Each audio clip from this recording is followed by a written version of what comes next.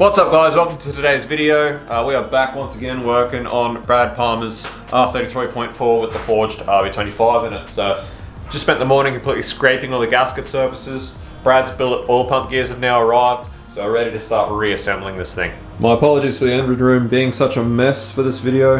We've just got a lot of stuff on at the moment, sorry guys, but don't need a lot of room to do what we've got to do to this thing today, being that it's just an oil pump install and a new sump and get it back into the car. So what I've got here is Brad's N1 oil pump out of his Forge 25 here, and this here is our new billet gear set from Golby's. So very nice little unit. I've marked these up. They are the correct pump gears. They are the N1 type, which is good. Always important to double check that, because if they're not right and they don't actually seal properly on the backing plate, you will not get oil pressure, which is never a good thing. So this is the old stock units out of the N1 pump, and these are our new, billet gears. So all this does is give you a little bit more insurance with the RBs. They have a tendency to get harmonics at high RPM, and then the front crank snout tends to walk around and walk the gears. And what this does to the steel gears, the billet ones, is it just sort of eats them away to the point where they pretty much smash and shatter, or they fail and you drop oil pressure, and then it's pretty much goodbye to your engine. So guys, as I explained in the last episode, Brad did supply the crank collar to put on the crank. It's just that the way that this motor has already been built, the crank collar is really something that needs to be done in the assembly phase, or the building stage of the engine. To do one at this point in an engine is a big job, because we'd have to pretty much completely tear down the engine to get the crank out to get it machined. So the crank collar is the best solution to this problem with the RBs. However, given the cost of labor and the time involved to actually pull this down and get it machined to fit the collar, Brad and I have decided that billet oil pump gears is going to be the best solution for this particular instance, in that it's going to cost Brad probably about a third as much to do, because he doesn't have to pay for the labor of actually me pulling down the engine and rebuilding it.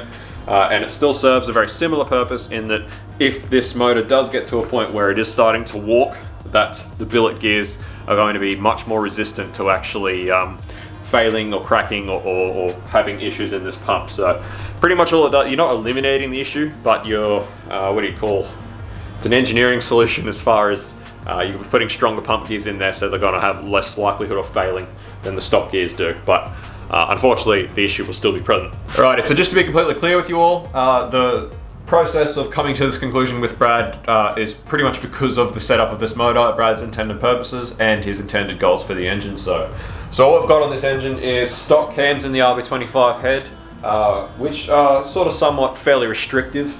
I must say they definitely don't take full advantage of the flow that this head is capable of. We've also got just a Garrett, I'm pretty sure it's a 3071, which is quite a small turbo. It's got quite a small housing. So naturally this combo is not going to be making peak power very high in the rev range. So Brad shouldn't have much of a need to really rev this thing out. So this particular engine combo shouldn't be spending heaps of time up in the real high RPMs, where these motors have that tendency to get harmonics and start to have issues and cause issues with the oil pump. So given that is the combo and that is the goal, it just, along with the cost involved in doing the crank snout, it was just going to be easier, cheaper, and serve the same purpose to put the billet pump gears in. So that's where we've ended up. We've also got a new harmonic balancer to put on this engine, because the stock one that came off it was quite sad, starting to get lots of cracks, had a few chips in it, which certainly doesn't aid in this problem with the RB25. So a new good quality, good condition harmonic balancer definitely helps with this issue as well. So between the pump gears and the new balancer and this motor, where it's going to make power, I am very confident that it's not going to have any issues with the oil pump failing. So anyway, we'll get into it. Righto guys, so we've pretty much been stopped in our tracks straight away for another reason for which I was actually quite worried about doing exactly this. But I was hoping it would be alright, but it doesn't look like it's going to be. So I always talk about the fact that the engagement on the RB cranks for the oil pump gear is too short, and that creates a lot of issues with it moving when it's out harmonics and smashing, as I just explained. But there is a second big issue with the RB crank to the drive gear, which is very, very prevalent, and it was particularly really bad in the very early 32 GTRs. That's why they were so prone to failure. And this problem that Nissan fixed, it's often talked about how they reckon Nissan never fixed the problem because they never actually extended the crank snout properly.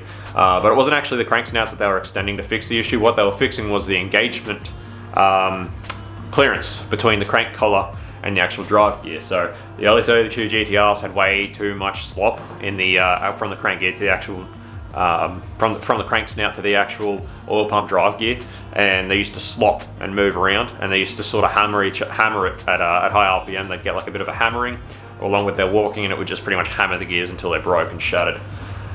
So it is very important when you're doing RB oil pump upgrades, upgrade gears, things like that, that you do check these clearances, make sure they're right. Here we have the new billet oil pump gear on Brad's crank here. I could tell sort of straight away putting it on there. It's, you know, it's a bit average. It's pretty sloppy. So what I've found is, it's got here a 16th thou feeler gauge. Bit hard to do this with one hand, but pretty easily slip a 16th thou feeler gauge down each side of this gear.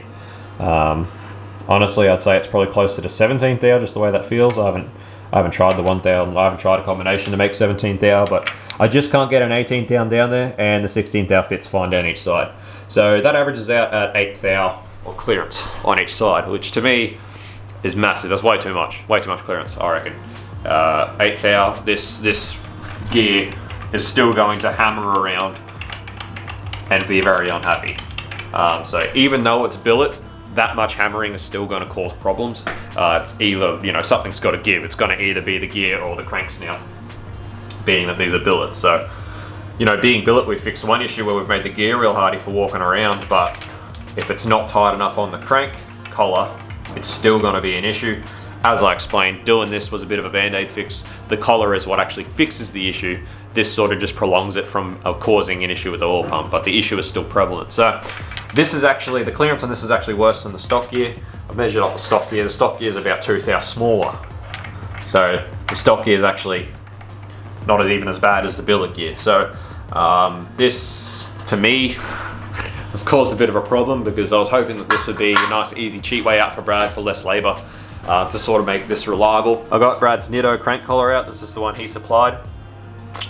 With the Nitto crank collar, we're about 2 thou better on clearance as it sits, but what you will find is, because these are an interference fit, once they're fitted to the snout, they will actually grow a bit more, so it will take up a bit more of this clearance. So I'm pretty confident that once this is on the crank snout, this would actually be around a 6 thou clearance, just from my experience and what we've done. So that I'm much more comfortable with. So not only would we take out a lot of that slot, which is going to cause issue, but as you can see, the crank snout has full engagement on the drive gear, which is obviously the main issue. But yeah, we have to look at this other issue as well. So now I'm faced with a bit of a dilemma, which is, do I pull the crank out, send it to machine shop, get the snout fitted, bring it back here, slam this motor back together and simply torque up all the bottom end and hope that it's okay? Or do I run the risk of doing this oil pump thing? At this stage, I'm very much considering actually pulling the crank. I know it's a big risk for me to just slam the crank back into this motor and torque everything up and trust that it's been built properly, because once I take that crank out and I'm the one that's torqued it back together, all of a sudden I'm responsible for the engine. And if I was doing that, I'd feel much more comfortable with that, actually completely pulling it down and doing all the bearing clearances properly. But Brad reckons he's done an event with this motor. It's done dyno time. It has run. It is running okay.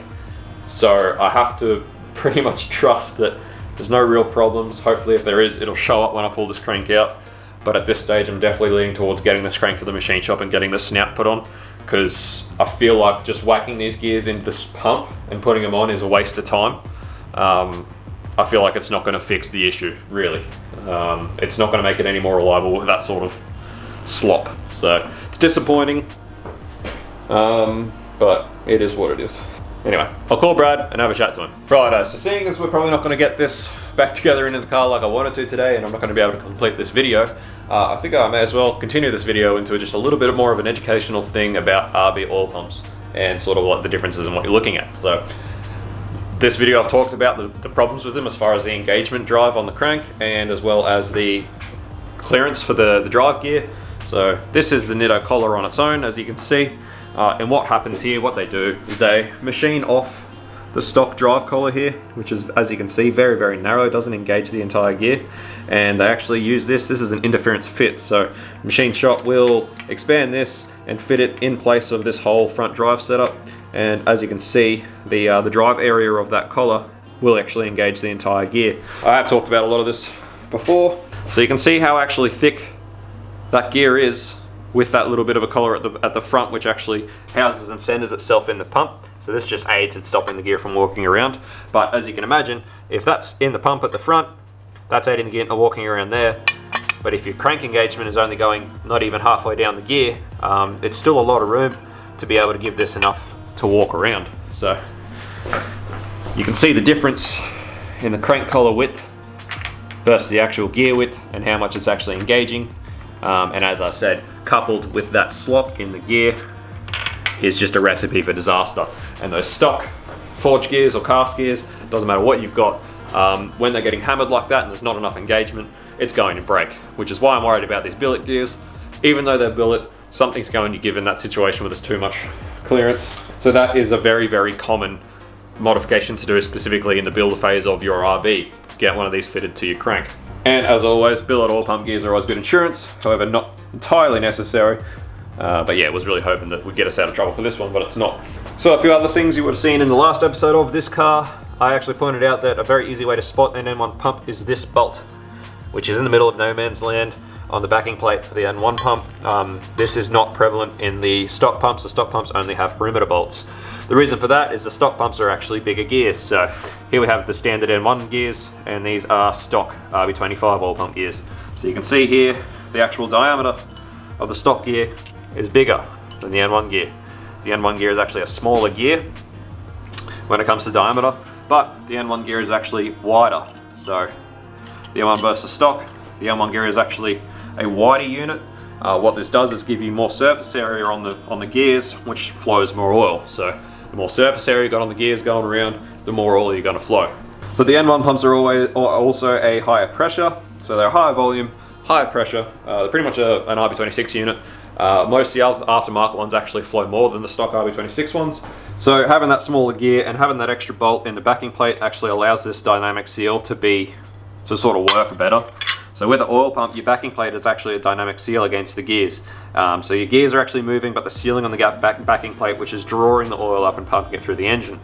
So if your backing plate is worn down and not sealing properly, you're going to find a drastic drop in oil pressure and flow. It's a big problem. And also, if these bolts walk out, you're going to see the same sort of result. It's imperative that the dynamic seal of the backing plate is good, and that you properly Loctite these bolts into the oil pump, and that you try and limit vibrations that allow these bolts to walk loose and allow this dynamic seal to come adrift, and you will lose oil pressure. Obviously, aside from that, as I've talked about, it's been a big thing with all RVs, is it's very important to make sure you don't smash your gears apart, because that's also going to lead to no oil pressure. And as we all know, if you're drifting or doing something high RPM in a motor and you lose oil pressure, it's goodbye very fast to all of your investment. So you'll also find that the stock pumps have 12 teeth on the gears. The N1 pumps have 11 on the outer gear. Again, that's the smaller diameter, less teeth. Wider gear, more flow, and that's pretty much your main differences right there. So your RB30 pumps are actually completely different again. The RB30 pumps have narrower gears again. They also have a completely different pump design where they actually have a separator in the pump, which actually separates the two gears. So your inner gear is quite a lot smaller than the outer on the RB30 pumps, and they actually have a piece of the pump which sits around this area, which actually separates the two gears. So what we find is, because the gears are narrower, they don't have the same drive engagement issue. Also, the fact that they have that separator, and it's hard to explain, but if I had another RB30 pump, I could show you. The way the inner gear sits in the RB30 pump, it actually has, instead of a collar like this that goes into a recess in the pump, the gear actually sits on an outer on the pump, which actually keeps the gear centered. So we do find with the RB30 pumps, although they're much narrower gears, they have much less flow and much less pressure. We do find that we don't have the same sort of walking around issues with the RB30 pumps. They're very less prone to this sort of failure as far as the RB25 and the RB26. Not to mention the fact that the RB30, because it's such a heavier crank and a bigger rotating assembly being 3 litres, they naturally don't rev as high. So all those things combined pretty much is why you don't really hear about these issues with the RB30s as much as you do about the 20 to 25s and 26s. So in a nutshell, that's pretty much all the oiling issues with these twin cam RBs, everything you experience. It's a video that I've turned this into instead of actually getting this motor into the car because of what's going on. But as you can see, it's very important when you're building these engines to make sure you make all the modifications to make it all work together. You know, for example, putting an N1 pump on an RB25, if you don't restrict the oil feeds, if you don't put the external drain on, if you leave a stock volume sump on it, and you're gonna go and do high RPM, what you're gonna find is you're gonna have way too much oil coming up into the top of the head. You can't drain it back to the sump properly. Your sump's only holding 4 or 5.5 litres, whatever they hold. You're going to find you're gonna starve your RB quite quick, and you're gonna come into issues with your bottom end. But if you fit the restrictors and then fit the pump, you probably find that it'll be fine. And as far as Brad's situation here, the reason we're doing this is because he's got the N1 pump here. He wants to drift it. He's going to be doing high RPM.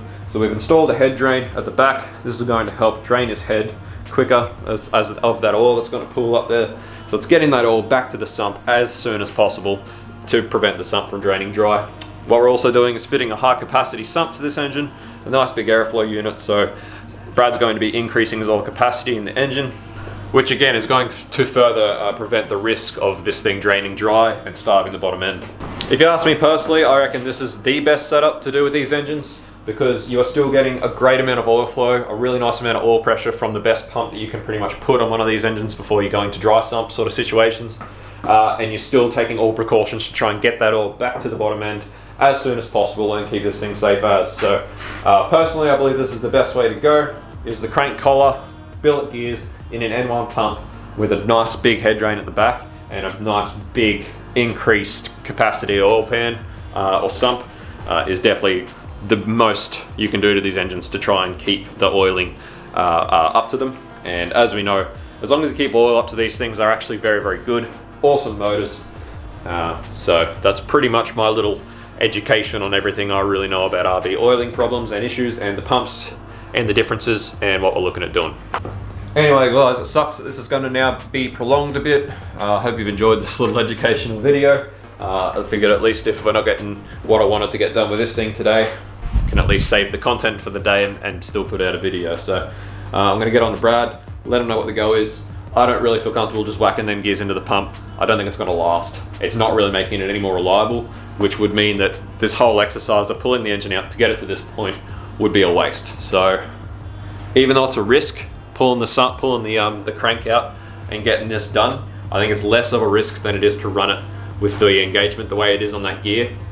It's a risk I'm pretty much willing to take, knowing that the engine has done an event and it has run. So I'm confident that the bearings are going to be fine. Looking over the engine, it's had a lot of money spent on it. Whoever built it did a really good job as far as putting really good gear in it. It's a fully forged bottom end. There's a fair bit of investment. I'd feel a lot more comfortable with this engine knowing that the oiling is reliable and having that crank on it. So I'm confident that it's going to be okay if I just pull the crank out and put it back in. So I'm going to get on to Brad, let him know that's what I want to do, and we'll go from there. Anyway, thank you for watching guys. As always, smash the like, smash subscribe. It really helps us out a lot. Head to the store. I'll leave a link in the description. Buy yourself a shirt. Buy yourself a sticker, help support the channel. It goes a long way. Trust me, it really does. So thank you for watching. As always, peace out. See you, bye.